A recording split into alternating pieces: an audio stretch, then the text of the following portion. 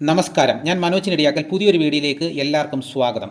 സംസ്ഥാനത്തെ ഒട്ടുമിക്ക ഭാഗങ്ങളിലെയും റബ്ബർ തോട്ടങ്ങൾ നിശ്ചലമാണ്. ഉയർന്ന പകൽ താപനില തന്നെയാണ് കർഷകരെ ടാപ്പിംഗിൽ നിന്ന് പിന്തിരിയാൻ പ്രേരിപ്പിച്ചത്.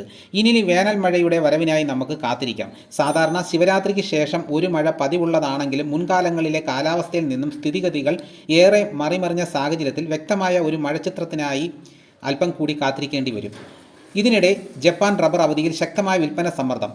രാവിലെ 373 yen വരെ ഉയർന്ന് ഇടപാടുകൾ നടന്ന ജൂൺ അവധി 363ലേക്ക് ഇടിഞ്ഞത് നിക്ഷേപകരെ പുതിയ പൊസിഷനുകളിൽ നിന്നും പിന്തിരിപ്പിച്ചു. സംസ്ഥാനത്ത് പകൽ താപനില 40°C വരെ രേഖപ്പെടുത്തിയത് കാർഷിക മേഖലയിൽ ആശങ്ക പരത്തി. പിന്നിട്ട് അരനൂറ്റാണ്ടിനിടെ ഫെബ്രുവരിയിൽ രേഖപ്പെടുത്തുന്ന ഏറ്റവും ഉയർന്ന ചൂടിനെ ഏതുവിധം മറികടക്കുമെന്ന ആലോചനയിലാണ് ചെറുകിട കർഷകർ. വിളനാശ സാധ്യതകൾ പരിഹരിക്കാൻ കൃത്രിമ ജലസേചന മാർഗങ്ങൾ ആരായുകയാണ് പലരും.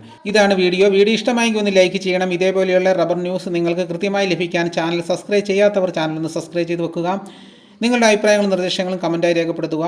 മറ്റൊരു വീഡിയോയുമായി ഉടനെ എത്താം. എല്ലാവർക്കും എൻ്റെ നന്ദി.